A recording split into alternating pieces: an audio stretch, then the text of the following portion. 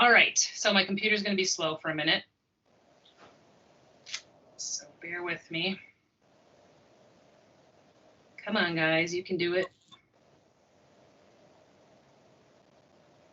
Okay, am I alive or am I frozen? You're good. You're good. Okay.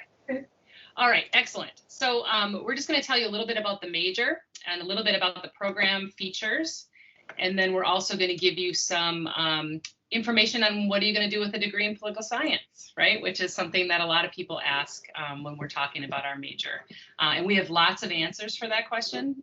So you can rest assured that you'll be able to do lots of things. So yeah, the program itself, as Professor Asher just mentioned, covers lots of different areas of political science. And that includes things like political ideas and political behavior and the institutions of government, so Congress and the Supreme Court and the presidency. And our alumni go on to a whole bunch of different careers, which we'll talk about on another slide. You want to talk about the fields, Ivan? Sure. Yeah. So like the little first bullet point and the third bullet point are, kind of related. So I've actually never done this, but I would imagine if we asked all the people in the department what politics is, we'd probably come up with various different answers. But I think at the core, there's everybody who's into politics is into questions of how do people live together, right? So like, how do we decide on the rules we set for ourselves? One of the people that, I teach in my Aristotle, this Greek philosopher, says that human beings are unique because they have the faculty of speech and reason, and that makes us political animals. So different people come at it from different angles. The American field of political science is kind of broken up into little subfields. One of them is American politics, as Professor Benish mentioned. You could study U.S. Congress or the presidency and so forth, or law and courts and things like that. Then there are other people who study those questions in different countries, including sometimes the U.S., of course. So if you compare, say, the politics of Western Europe versus those of the U.S. or Latin America versus, or countries within Latin America, that's what we call comparative politics. And we have some faculty whose specialty that is. Then there's international relations, which sounds similar, but it's really about the countries and how they interact with each other. So are they going to war? Are they peaceful toward each other? Do they trade with each other? Those questions. And then the thing we call political theory, which is kind of a meta, kind of a somewhat more philosophical approach to these questions. Sometimes critical, but in conversation with all these subfields. So you don't need to worry about these distinctions too much in your own course of study, except to know that your teachers will have different areas of specialization, and you need to take a few courses in the various subfields just to get a sense of what's out there. And then if you end up doing some research with one of the faculty, you'll get a bit more of a sense of what's entailed. Awesome. Yeah, so the major is very flexible. We'll talk about exactly what the requirements are in a second, but it is sort of organized around those 4 different areas of study. We also offer our major completely online, and so some students take advantage of that opportunity to take the entire major online from a distance. I suspect that you're getting sick of distance learning and you want to be on campus, and we offer our major on campus as well. And so our department generally will offer a mixture of online and face-to-face courses. And so as you go through your college career, you can sort of, take the ones that fit into your schedule as they come. And you're welcome to take the online classes or the face-to-face classes, however those fit for you for your particular situation. We also have a law studies option. That is a specialty within the major. It's sort of like an extra set of courses.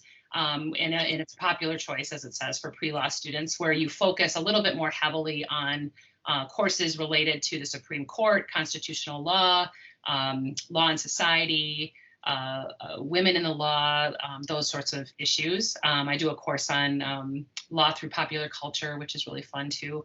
And so that emphasis is just sort of a recognition of the desire of a lot of students who want to go to law school to focus a little bit more heavily on court type, courses about courts.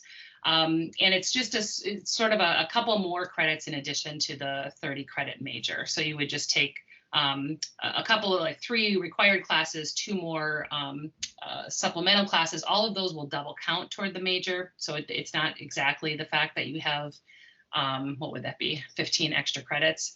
You sort of fit them in within the major, but it's a nice way to sort of really focus on pre-law. And if you're interested in pre-law, we have a pre-law advisor on campus. And so in addition to your regular, your political science advisors, which we have a team of faculty who advise political science majors, you would also have appointments with Gwen Wallander, who's our pre-law advisor. And that's a really nice thing that UWM offers that not all schools offer, that ability to get really focused attention and advising toward being successful in law school, if that's what you choose to do. These are the degree requirements. I think Rachel was going to talk a little bit about degree requirements and about general education requirements. Yeah, absolutely. So yeah, everything that is essentially listed here, this is going to be your degree requirements over the course of your 4 years while you're earning your bachelor's degree. So this is over the entire duration of your undergraduate career. We do have all of the requirements at the general education level for the College of Letters and Science. So that is on the right-hand side, where it will list our fine arts, our social sciences, humanities courses, natural science, world language, going all the way down through all of our general education requirements. As you can see, some of these requirements can also kind of complete, essentially a class could complete 2 requirements. I know, for example, it shows that social science, you could take 6 credits directly within political science, so that also could be applicable to your major requirements as well. So there are ways to kind of combine some of these courses in some of these general education classes. The biggest thing that I do want to point out in regards to the gen eds is going to be that 4th level of world language. So this is where what you took in high school can come into play, especially if you have taken 4 years of a world language at the high school level, then you have completed these requirements. Otherwise, students do have the option then of essentially starting a world language over at the college level as well. You could also disperse the world language credits if you wanted to include 2 different languages if you were interested in that, and start taking some of those 1st and 2nd level courses within 2 different languages. World language also includes American Sign Language, which we do offer here at UWM. I got that question yesterday, so I want to make sure to include that now with all of our presentations, that can count as a world language. In regards to the political science major then, this will be the full list of what you are completing specifically for the major. So it is going to be 30 credits total, and then many, essentially half and half of those then will be upper level versus your intro level courses as well. So that kind of gives a good sample of classes that you will be taking. I will say that probably in the first couple of semesters, most students will do a pretty healthy mix of taking political science courses and major related courses, as well as general education classes. So students do tend to do that within your first semesters or 2 as you're finishing up those gen eds. You'll definitely hear more about classes and kind of preparation on what to take, especially during new student orientation this summer. That's actually when you'll register for classes. Awesome. So yeah, so it's a pretty streamlined major in terms of just requiring 30 credits and giving you a lot of choice over which classes you take. The only courses that are required is you have to take either Introduction to Political Science or Introduction to American Politics and Government. And you have to take a class on political methodology. So those are courses on statistics, kind of. And so beyond that, then you just have to take classes across the fields and you get to choose which classes you're most interested in. The fact that it's a fairly straightforward major makes it really easy to pair with other majors and minors and certificates on campus as well. Rachel, is this sort of list generated from our majors, like what the most popular minors and certificates are? Yes, yeah. So this is what we tend to see that students will be interested in taking at the minor or certificate level, or what we tend to see in regards to classes and how to combine that, what can be pretty complementary. So it may not, overly extend your time at UWM. You're not all of a sudden stretching out beyond 4 years to complete some of these different areas. The biggest difference between minors and certificates, they're pretty much, depending on the program, almost the exact same credit count. It may be off by, 1 or 2 classes here and there, but otherwise minors are going to be very specific within that department. So it will just be that one department that you're earning the minor from. Certificate programs are more interdisciplinary. So they will be involved with a lot of different departments, and you'll be taking a number, essentially each of your classes within that certificate program could come from a different department. So it's much more interdisciplinary. But most minors are anywhere between, I would say on average, 18 credits, 15 to 18 credits to add to your bachelor's degree program. So it's very easy to declare, and we tend to see that these tend to be the more complementary programs. And it's definitely possible to double major too. So if you're, struggling, like you just really love psychology and you also really love political science, absolutely possible to double major in those things. And we have lots of students that do that. Hey, can I interject something? So on that list, if I know that I think it was Alexis who mentioned she has an interest in criminal justice or criminology. That's another one of the very popular combinations. And another one that comes to mind is environmental science or things. So if you have a particular interest that's not on that list, disregard that list. You can. Political science is capacious enough, or maybe not. Our demands are such that you can easily combine it with pretty much anything else. And if you, this is up to anyone, to decide what they want, whether a double major or a minor. But you could also just, major in political science, say, and take, 12 history courses.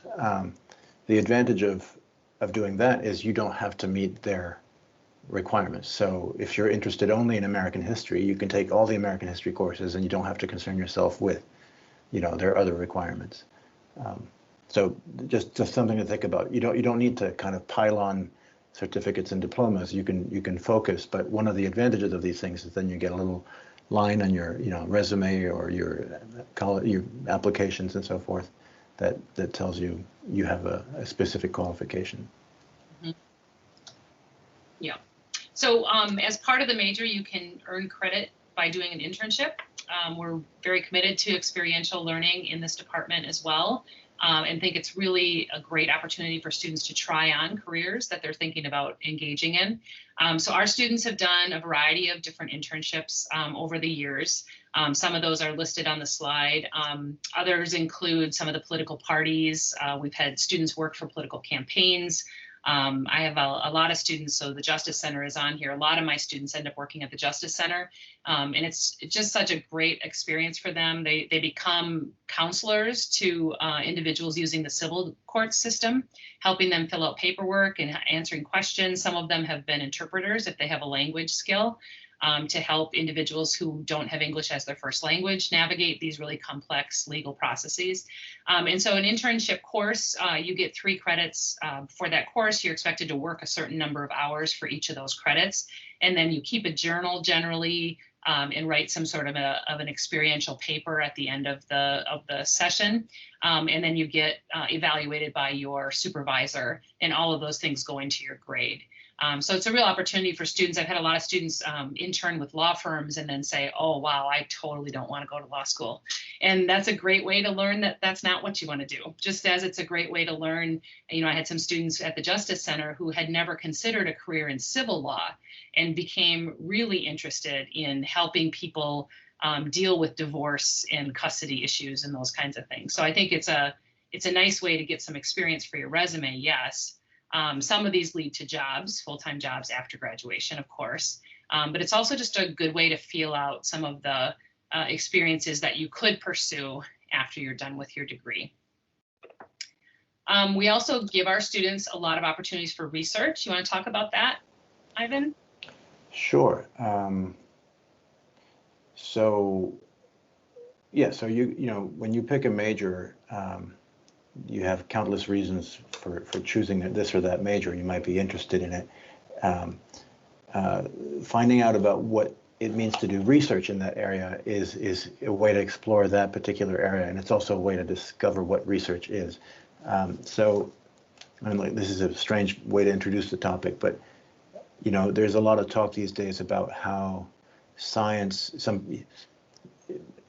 to some extent, people seem to have less faith in science than maybe they once did, or maybe should, I don't know. And one of the reasons I think that might be, at least one argument I've heard, is that most of us, when we think of science, we think of things that have come to us pre-digested. You know, you read the newspaper and they tell you scientists have shown that, you know, COVID behaves in this or that fashion. And it's reported as a fact that then 2 months later, that fact seems to no longer obtain. So it's easy to start doubting the merits of science. But once you start doing research, you realize a little bit more how science actually gets carried out, right? So it's less about the finished product, the abstract that you read in a scientific journal, and more the experiments that go behind it, the kind of questions you ask, the missteps, the mistakes, the struggles. So it's kind of the seeing how the thing is actually made.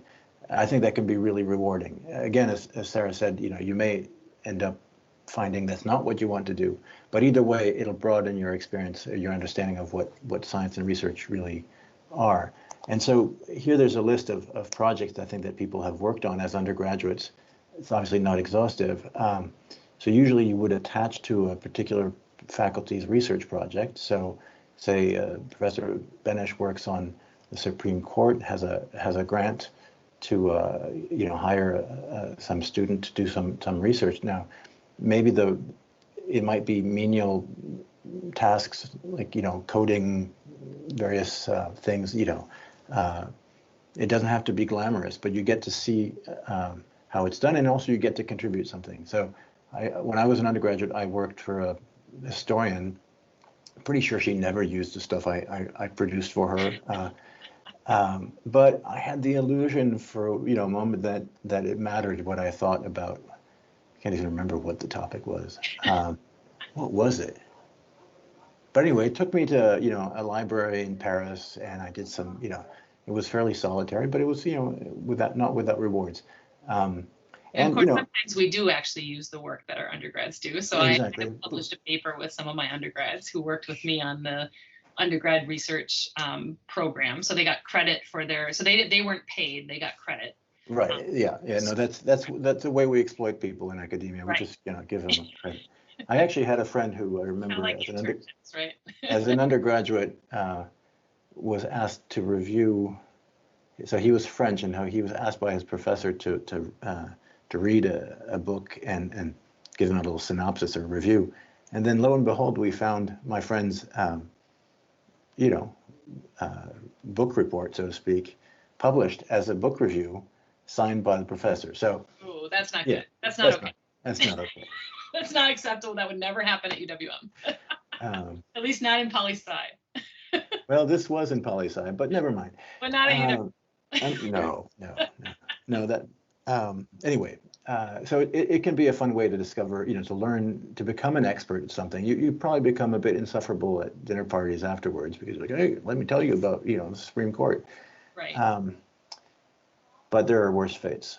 And the project that I had them do, I'm sure it even if I told you about it, wouldn't sound exciting. So I'm sure that when they told everybody about what they were doing, they, were a little bit insufferable. Mm-hmm. But it's also the kind of thing, even if you never come close to political science afterwards, it's actually one of the skills that you learn as a student, in particular in these kinds of fields, which is to go out and gather information or scholarship and absorb it, distill it. My first job out of college, or second job, was I had to write a memorandum, and on a topic, it was on the Yugoslav conflict, which tells me when this was, and I knew nothing about it, right? But I had learned as a student to canvass journals, and this was, before the internet was really a thing, and distill it into something that somebody else could digest. I'm mixing my digestive metaphors, but you get the idea. So it's a good skill to learn, even if you don't end up pursuing political research. It is, and when I talk about careers, I'm gonna come back to that idea of the skill sets that you're building as you're working through the major here. We've also got a lot of other outside the classroom experiences at UWM. The first is that in the summers, one of our faculty, Professor Horowitz, takes a group of individuals who are studying and interested in international relations to the United Nations in New York, and they stay in the dorms right downtown. And participate in interactions with some of the ambassadors to the various countries. They spend time at the UN, and then they also learn about it sort of academically. So they combine the academic learning with experiential learning, and I have heard nothing but fabulous reviews from students who've gone to the United Nations seminar. They're hopeful that they're going to do it this summer, so fingers crossed that they'll be able to do that. We also have a very active chapter of Pi Sigma Alpha, which is the Political Science Honor Society, and they have been fantastic. They've won top accolades in the country for years. They keep winning best chapter. And it's because the students get so excited and into their programming and their training. So they go to political science conferences and they present papers. They have speakers and they host debates. They hosted a screening of the RBG film when that came out and a discussion afterwards. So they get really involved and engaged in academic things, but things that are really current events related. And so they've done a fantastic job, and Professor Tranholm is their advisor, and she does a fabulous job with that group. There's a pre-law club that I don't know a whole lot about. There's also a law sports club, so it's a mock trial club, and they compete nationally. They have actually been super successful over the years. I think one year their big claim to fame is that one year they beat Harvard. But they travel around the country, they engage in different competitions, and it's all around a mock trial case. So they get this case and it's got evidence in it, and it has testimony, and it has, so they play characters. So one is the prosecutor, one is the defense. They have witnesses, and it's really fun. It's a lot of work. We do give course credit for participation in that group, but they're just now transitioning to an independent student organization. So now they're all student run, and the students have free reign over what they do, and I think they're going to be really successful. And then we also participate in a lot of different study abroad programs that the Center for International Education could probably tell you more than I could about that. In terms of advising, you've got lots of support on campus from a lot of different places, and I think sometimes it gets a little bit confusing. But we in the department level have a list of faculty that are dedicated undergraduate advisors, and so you can make appointments with them to see them, to talk through your course selection or your career aspirations or your internship desires. Any time that you're interested in doing that, they have posted office hours, and everybody in our department is really flexible in terms of meeting with students. You'll also have an assigned letters and science advisor. That's the person that knows everything about general education. They know everything about deadlines and about, they can connect you with financial aid support. And so anything that's not political science related, you would go to your LNS advisor. And if you're a pre-law, then that would be the dedicated pre-law advisor, and they would connect you across campus with whatever resources you would need. So those LNS advisors are really crucial to your success as an undergrad. And I think they require meetings every semester, but you should want to go see them because they will give you lots of great advice to get you through, quickly, right? I mean, nobody wants to spend 8 years in college, right? So we're aiming for 4 or 5.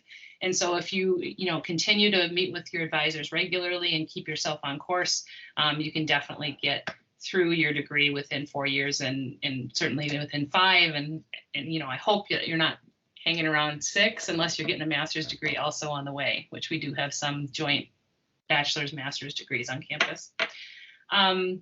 In terms of career planning, we also have some resources on campus. There's a career planning and resource center that will help you with resumes. They also have a database full of internship opportunities and work opportunities and those kinds of things. But faculty and other students are also great resources. And so, we would encourage you to talk to your advisors, encourage you to talk to alums. Speaking of alumni, we are always looking for opportunities to bring our alumni on campus and to talk to students. Every semester we have a brown bag on careers in political science, where we invite some of our alumni to come and talk about their path to their career and how they got there. And so this is where I'm going to make the claim that I don't know if there's a better degree than political science for a future career, because you can do any number of things, and our grads do. So I can give you a list of names in every one of these fields where we have alums that are working and being successful. And I think that's because of what Professor Asher said. We provide you with a set of tools that are applicable to many different kinds of organizations and groups and working environments. So you're going to come out of here with a strong understanding of politics and institutions, but also with a strong understanding of social science and how to conduct research, how to make arguments based on evidence. You're going to have a strong some stronger writing skills than you come here with. You're going to write a lot of papers, write a lot of kinds of papers. Oral presentation skills will get tapped and as you move through our courses. So you're going to come out with a lot of what a lot of kinds of employers want. So they want strong, independent thinkers. They want people who can work their way through a project. They want people who can make arguments with evidence and evaluate and integrate a set of readings or a set of information or studies, be able to read the studies, so understand, have some familiarity with data analysis. All those things will come out of a political science major. And so we have had lots of success getting, having our students find really great work in government, which you would expect, right? But also in the private sector. So, the chief communications officer of IBM was a political science major, and there's political science majors at Target Corporation and at Harley Davidson, they're all over the place in regular business and just sort of working their way up the ladder in regular business situations. There's a lot of people that are in marketing and public relations, because a lot of the skills that you're learning with communication and evidence-based reasoning and argumentation, all those kinds of things are applicable to those kinds of skills and jobs. And then there's also the mayor of the city of West Dallas. One of our state legislators is a UWM alum. So there's people that are sort of in the careers that you might think of when you talk about political science, like government and law, right? But then they're all over the place, so Reginald Newsom is working at Ascension Healthcare. There's lots of alums at various sort of policy think tanks and interest group kind of situations where they're evaluating policy and making arguments based on evidence to convince legislators of things or to advocate for certain industries or whatever. So there's lots of opportunities in a lot of different fields. And so I think what maybe parents struggle with is that not many people become a political scientist, right? Once they go to undergrad in poli-sci. But that's only crazy people become political scientists, right, Ivan? Most people do something that's a little bit more normal. You want to add anything to that? No, I think that covers it. I mean, I don't know, was it Leah or Alexis who had that worry about, somebody asking, what are you going to do with a poli-sci? His parents did that, right? Yeah.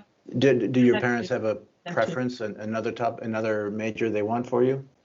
No, it's not even my parents. It's anybody.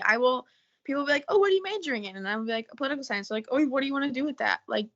But I guess my big thing with my family is on my dad's side, when I told them about me doing that, they're like, oh, you want to go into politics? It's like, I guess that's their assumption, is just because political's in the right. name of the major that it's, right. I want to go be part of the government or something. It's like, that's not essentially what it is. Right. Right. Yeah, I think, so I was just curious because I think different people bring different, concerns to that question. It sounds like the people who are asking you are just curious. You have time to decide what you want to do with poli-sci. The nice thing about poli-sci, as Professor Benish was saying, is you can pretty much do anything you want. It's not a professional degree in the way that, if you decide to go into nursing, you're going to need a certain kind of nursing education.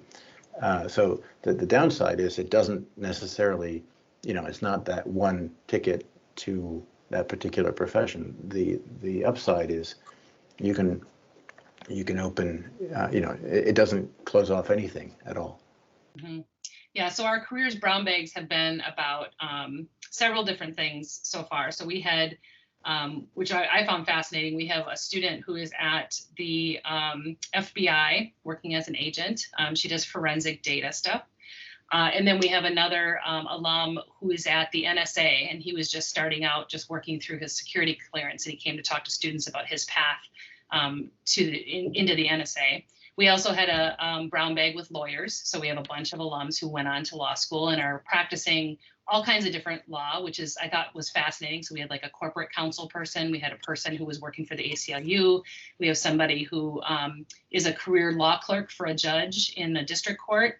So lots of different kinds of law. And I think that's also something people should think about, that like if you go to law school, it's not just a singular path. There's lots of things you can do with that law degree then once you go there, if that's what you're thinking about. And then we have another one coming up this spring, and we're gonna invite you to it. So you should watch for that. Wait, I think, oh, isn't that cool? I made that flip. So this one is on politics. So we've got a group of alums who are, one describes himself as a Republican political operative. One is working for the Wisconsin Democratic Party. One is works for G Strategies, which is a firm that does a whole bunch of different things for candidates. But one of the things they do is they plan events for candidates, or they do fundraising for candidates. So we've got like 5 different alums that are coming from various stages. So the political operative guy is, he's been around for a while. And then some of the other students that are alums that are working are fresh out of college alums. And so I think it'll be a really great program to see what does a group of poli-sci majors do with themselves if they are interested in politics. So maybe you're not interested in politics, but maybe you are. And there's a lot of different ways to be interested in politics, so they're not running for office, but they're working on campaigns, or they're working on research, or they're helping, with the promotion of a party platform or something, or they're getting out the vote, or, working. One of our alums is working with some advocacy groups, he's doing that classic community organizing kind of thing, and he's going to talk to students on April 22nd as well. So you'll get an email about that soon with an invitation. And you should feel free to join us, so you can see, you'll be able to meet some other poli-sci majors potentially, or at least hear them ask questions. It's all crummy because it's online, right? It's not the same as being in the room, but I think it'll be really good to hear what some of our UWM alumni are doing, and then also see what some of our students are thinking about and asking about in that session. So watch for that. That'll come in your email. And on that topic, if I might. Leah and Alexis, do you have a sense of your own interests? Like, I know that people are barraging you with questions, but I don't mean to add to that. Like, what are you going to do with a poli-sci major? Yeah, what are you going to do with your life? Pressure. A big thing that I guess I'm known for between my family and in school is I'm really known for debating things. I love to debate with people. So a lot of people think that I should go into something related to that. I think something in investigation would be cool for me personally. But I guess I'm really undereducated about all that's out there because I haven't looked too deep into it. I know a lot of the baseline things that there are, but I definitely am interested in looking into more things and learning deeper about more careers. So I know what I can use my attributes towards. That is I wish I had your self-knowledge. I think it's really good to think about what your inclinations are and how they mesh with different jobs and interests, rather than have too clear an idea of what you're supposed to do. So I'm not too worried about you finding something you like. How about Leah? Do you have a sense of what's driving you, or? Yeah, I think so. So I'm got like a couple options, I think. So I'm thinking about law school, maybe. So pre-law would be a thing that I'd be interested in looking more into. Another thing is I've worked on a couple campaigns. I live in Illinois, so I worked with Lauren Underwood and Sean Caston. So if you know who they are, but that was a really cool experience. And I also work with a political interest group here, and we helped plan the women's march down here in Geneva, Illinois. Great. Is this any relation to Frank Underwood or Claire Underwood? I don't think so. You guys know that show, that crazy show? It's I House think of I've- Cards. It's House of Cards. Yeah. It's a very, very bleak picture of political life in the U.S. So I'm hoping for you that it wasn't. You didn't have to do the kind of thing that the Underwoods had their minions do. Yeah. Well, yeah, different Underwood, but so I've worked on campaigns, so I think like campaign management would be cool, or just like something with organizing events. So I've got options, I think. Very cool. Good. You should definitely come to that Brown Bag then and hear from some Yeah. of these folks. And they're at different levels. So some of them are in charge and some of them are not, definitely not in charge. You know, so I think it's good to you know, sort of see the progression of how do you get from college graduate to, you know, political operative, which should be fun. Yeah. So next steps, Rachel. Yeah, so I definitely will just cover this so that you have this information, but I also want to leave time still for questions and our conversation by all means.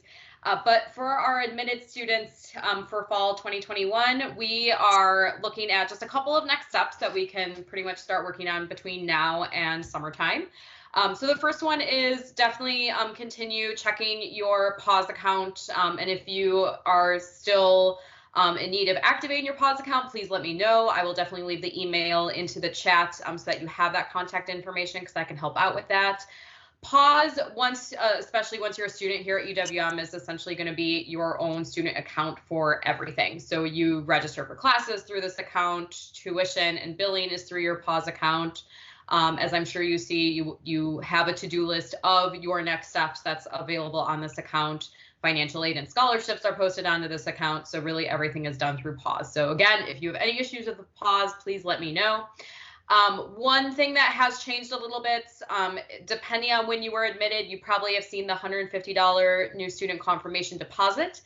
So students now will have two options kind of moving forward in the next couple of weeks. They can pay the new student confirmation deposit to essentially let us know, yes, I plan to attend in the fall. Or we are going to post a new intent to enroll form onto your pause account.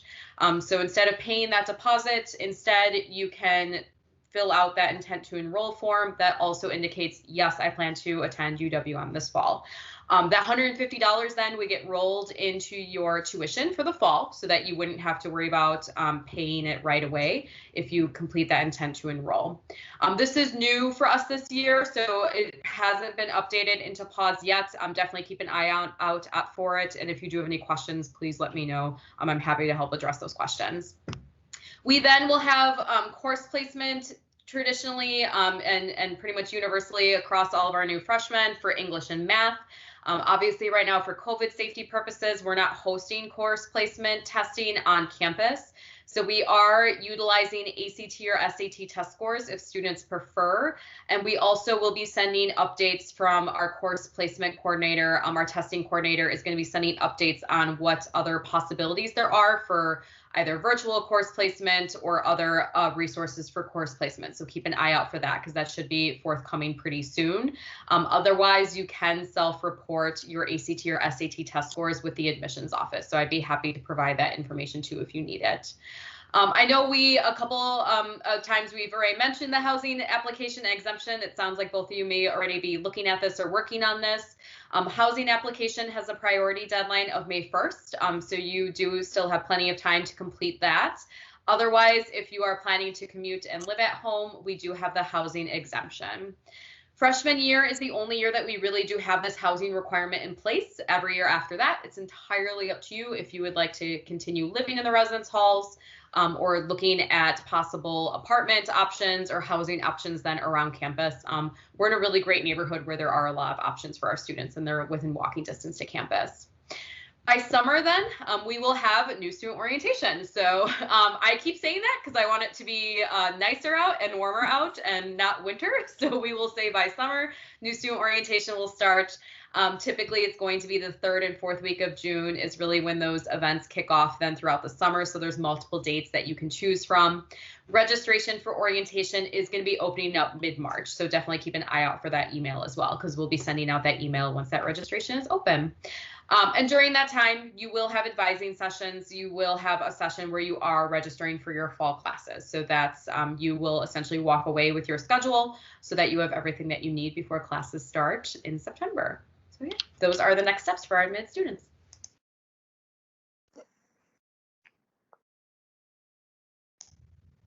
Forgot I was muted. And now my cat has joined us. I'm sorry. Any questions for us? On my tour, I think I saw that you guys had a student government. Can you tell me anything about that? Yeah, the University of Wisconsin-Milwaukee is really committed to faculty and student governance. And so the Student Association has a really strong voice with the chancellor and with the policies that are being made on campus. They're about to start elections now, and a lot of our poli-sci students, as you might imagine, get involved in student government. Yeah, they have I think right now, a very strong reputation for being community minded and doing excellent work. The president is really involved and engaged. There have been times in the past when it's been a little crazy. There was some newspaper scandal. Do you remember that, Ivan? Were you here yet? Like where they were like, there was an election and somebody was stealing the newspapers that had endorsed a different candidate, and it was very dramatic. Yeah, I think it was Leah, I think, was the campaign manager for that person. She came up with this whole scheme. But I think they've really come a long way. They're really an important part of the way the university is run. Their voice is definitely valued. So yeah, there's lots of opportunities. Both there's like a student senate. There's the executive committee positions, and then there's also a student court that hears. What do they hear? I think when student organizations get in trouble, they hear cases through that student court. And then we also have students in various capacities on campus. So I'm on a committee called the Non-Academic Misconduct Committee. So when someone gets in trouble with something off campus, but it's not related to school, sometimes the university has some education requirements for that person to make sure that they're not any kind of a threat to the campus. And we have undergraduate students on that committee that form an important piece of that process. So they are sort of hearing the case as a student of a student, and that's a requirement for those committees that we have to have those students present. So I think the student perspective is really valued here. Do you have anything to add, Ivan? Well, just on that note, there are, I think that's something a lot of students don't know about. So if you are at all interested in that kind of role, it's not quite the same. You wouldn't necessarily be working with other students, but I was on a committee, it was the libraries committee, and there was supposed to be a student representative, but somehow nobody, signed up or stood up for election or whatever. So there are some opportunities for student voices in the college that I think sometimes people don't even know about. Mm-hmm.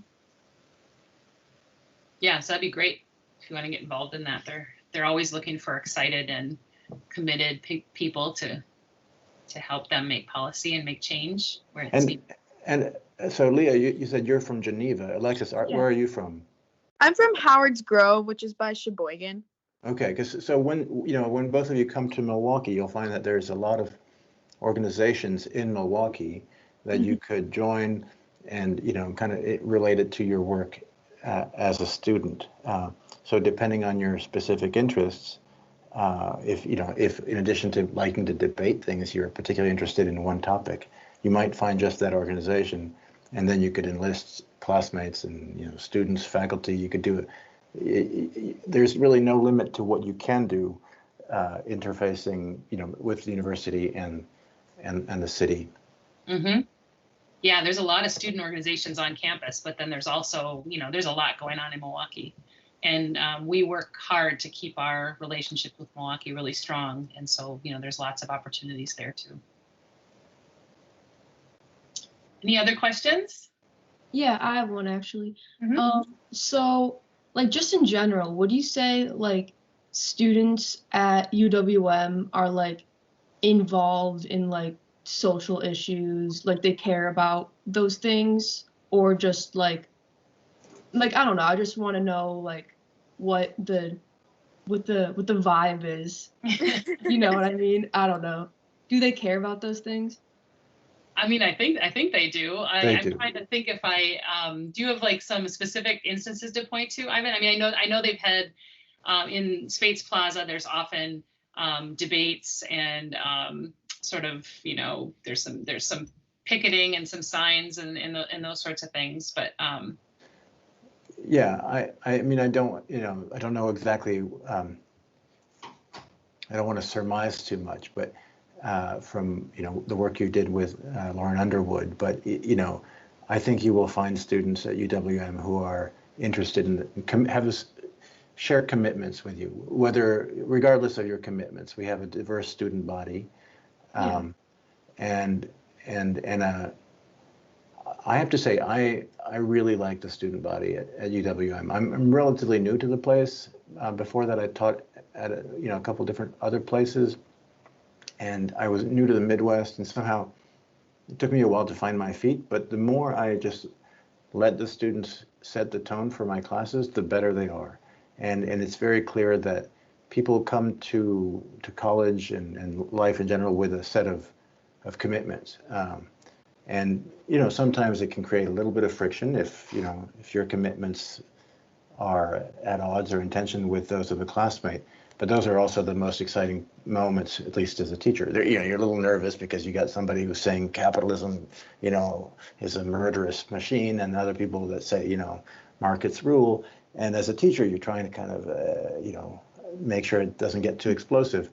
But the nice thing is it means that people care, and even if you have disagreements with people, it's ultimately often because you actually care about the same thing. At least that's the way I like to think of it. So I think you'll find people who are passionate about,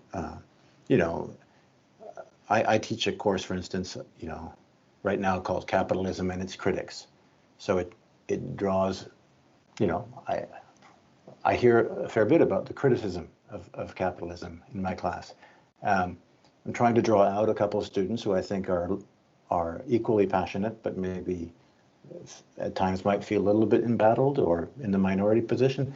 In other classes, you'll have a different configuration, right? If you're studying, I don't know, this or that conflict, you might. But either way, I think the short answer to your question is, yeah, I think people are pretty committed, and often people work outside of school, and sometimes that work takes them in interesting places, Yeah, I think that's what's awesome about political science courses in general. I mean, so I'm teaching civil rights and civil liberties right now. And I mean, if there were ever a course that would maybe help cure the ills of society, it has to be that, because you've got brilliant legal minds on both sides of major and important questions, right? That get to the fundamentals of society. So you've got, one justice arguing that, a certain kind of free speech, so we just happen to cover Brandenburg, which is a little bit related to some of the current events on January 6th, right? And this question of whether or not the president incited a riot. And so, some people are very, very protective of free speech, no matter what, right? And they won't put any kind of limitations on it. And others see that there's certain kinds of speech that do more harm than good, and that there are other rights at stake that are endangered by recognizing a right to freely speak. And my students, I think they have some great conversations, and online is a little bit harder, although I think we're doing a really good job online here at UWM too. This is something we've been doing for 20 years or something. So we know online education. Speak for yourself. I've been doing it for 6 months. I know online education. Many of us, the major's been online for a long time, although theory has not been often offered online. We are the last bastion. We are we hold on to, tradition and paper books. But yeah, we still find ways to engage online with each other too. And it's been a very satisfying semester so far in civil rights and civil liberties. And in person, it's even better, because then you get to really, see each other and argue over things. And UWM's diversity comes through in those situations, and it's super valuable. You've got students that are coming from homeschooling, you've got students coming from tiny towns in Wisconsin, you've got people that come from Chicago, you've got, all races and religions. And I mean, there's nothing better than a class full of people that look and think and behave completely differently from each other, right? I mean, that's what the fun of college is all about. Yeah, that's really cool. That Yeah. was basically what I was looking for. So Yeah, yeah, yeah. I get it. That's cool. Awesome. What else? Anything else? We are on Instagram and Facebook if you want to follow us. Ooh, okay. I've been finding new accounts like every day. Everybody's got a Facebook page and Yeah. a Instagram account. Yeah, yeah. We try. We're trying to get to the people. Yeah, like I had an account follow me recently. It's an account trying to abolish sororities Oh, in Milwaukee. okay. So Yeah. I've been learning a lot about Milwaukee before going there, so it's interesting. That's good. That's good. Very cool. Well, thank you so much for joining us. We're Yeah, really thank happy to see you. Happy you're interested in UWM. Happy you're interested in political science. You should feel free to find us online. Either our contact information is around. Just Google us. And Yeah, our email is our technology of choice. I don't know that's whether what you the guys old do folks email. use. but Yeah. Yeah. It's like you take a quill and a little bottle of ink and you just kind of write an email. Yeah. Fold Ivan it still up, has like a stamp with a wax. Yeah. No, we do our best. But definitely the whole department is really accessible. So if you're really interested in international relations or you're really interested in Russia or something, like get on our website, see who studies that and shoot them. Our Russia guy is particularly cool. He's very hip and He's funny. great. He's got a dry sense of humor. Yeah. He knows everything there is to know about Russia. Yeah, he's pretty good. Yeah. All right. Rachel, anything else from the college? No, that should do it. So yeah, let me know. Our email is on the slide here. Definitely feel free to contact me back if you do have any questions. Kind of like I said at the beginning, I'm sure you're receiving already emails from me, but definitely don't hesitate to reach out if you have any other questions about anything. But thank you both for joining us today. Yeah, thank you. See you soon. Yes, we hope so. Thank you. All right. Take care. Bye. Bye-bye.